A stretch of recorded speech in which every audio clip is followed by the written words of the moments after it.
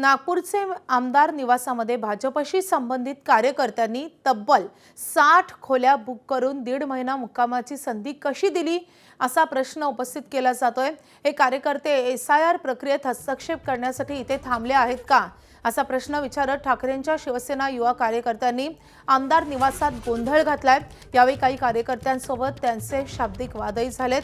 आमदार निवासात जाऊन रिसेप्शनवरील रजिस्टर तपासलं तेव्हा त्यांना भाजपशी संबंधित काही कार्यकर्ते गेले अनेक दिवस आमदार निवासात अनेक खोल्या बुक करून राहत असल्याचं लक्षात आले।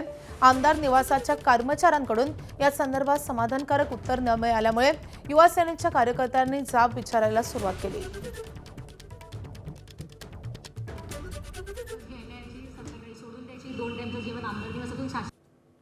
शिवसैनिक मनाता म्हणजे काय?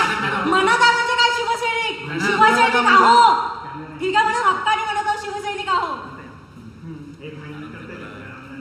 शिवसैनिक मनाता म्हणताय का तुमचा हा तेच सांग 2 महिने कसे ठेवू शकता तुम्ही आमदार निवासात?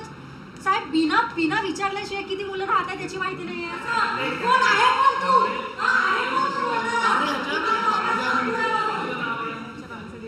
सकाळी एसी बस घेण्याची, संध्याकाळी सोडून द्यायची, 2 टाइमचं जेवण आमदार निवासातून शासकीय पैशातून चालू होतं।